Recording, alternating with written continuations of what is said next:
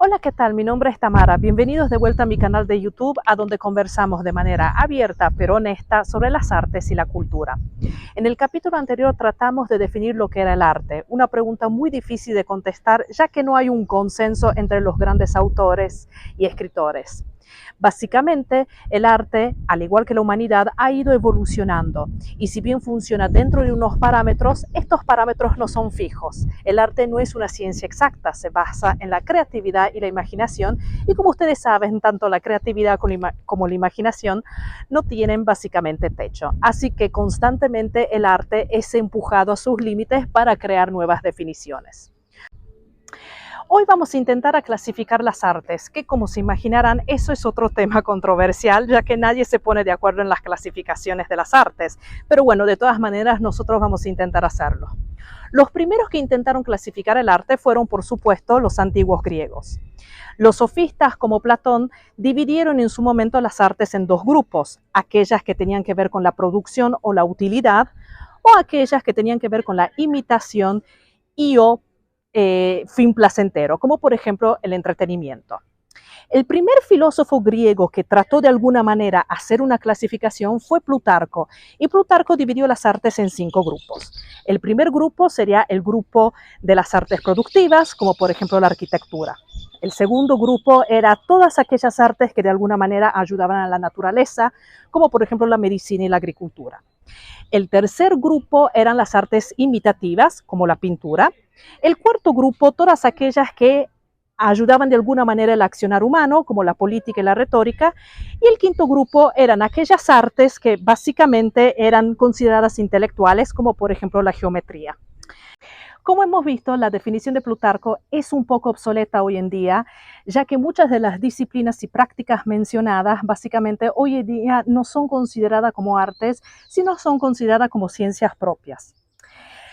El discurso de la clasificación de las artes ha ido con el tiempo evolucionando. Después de Plutarco hubo otros filósofos que trataron de dividir las artes entre artes liberales, artes vulgares, artes mayores y artes menores. Básicamente la base para esta división se basaba en el sentido de la percepción.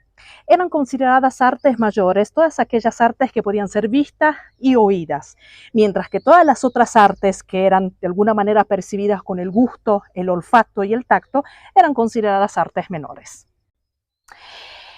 Más adelante, el gran filósofo alemán George Hegel también él intentó de alguna manera clasificar las artes y él dividió las artes en 3 grupos. El primer grupo fue el grupo simbólico. Básicamente aquí él incluía la arquitectura. ¿Por qué? Bueno, esta era otra manera para él de básicamente dividir las artes entre las productivas y las útiles. Él decía que, por ejemplo, la arquitectura era una idea inorgánica que pasaba a ser obviamente orgánica con un tipo de utilidad.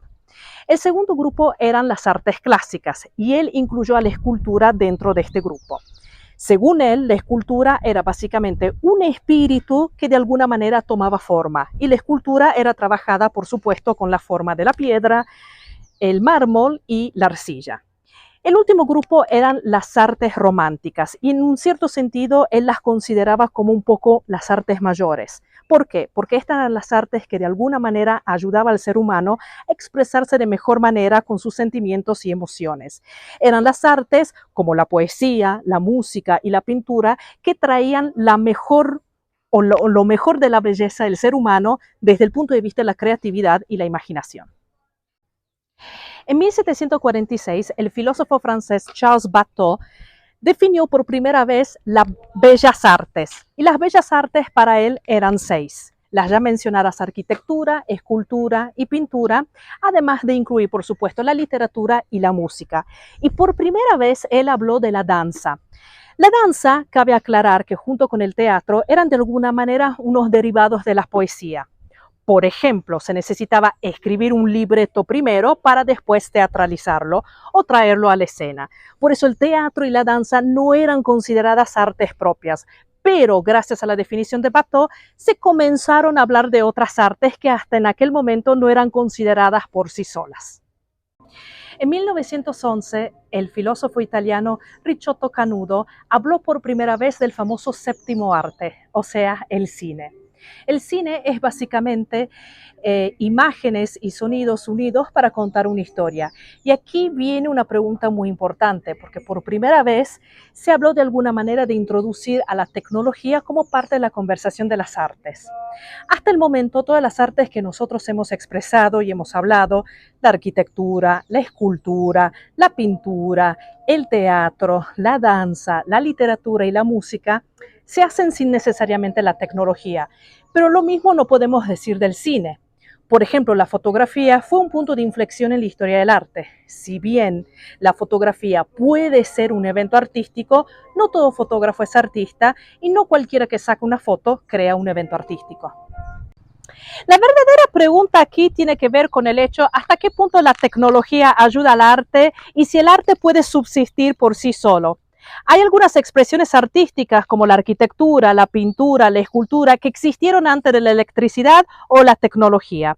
Pero ¿qué pasa con las nuevas artes? Si bien es cierto, el ser humano siempre está empujando con su creatividad e imaginación, no solo la tecnología, sino el arte mismo, ¿hasta qué punto las nuevas disciplinas pueden realmente ser consideradas artes? Por ejemplo, las artes digitales y gráficas, ¿pueden existir por sí solas si no fuera por la tecnología o la electricidad?